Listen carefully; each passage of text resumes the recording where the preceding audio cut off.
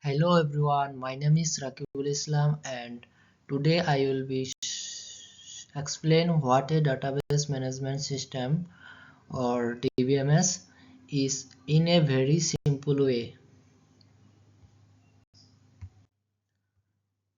We use a lot of data daily like saving contacts or shopping online. To keep this data safe and organized, we use something called a database management system or DBMS. A database management system is software that stores and organizes data. It's like a cupboard.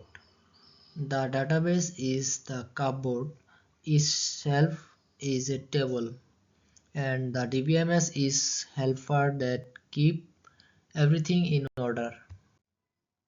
For example, in an online shopping app, there are tables for customers and products and orders. When you buy something, the DBMS updates everything automatically and keep the data safe. So a DBMS helps us handle data properly and safely. It's used in almost every app we use daily from shopping to banking. Thank you for watching.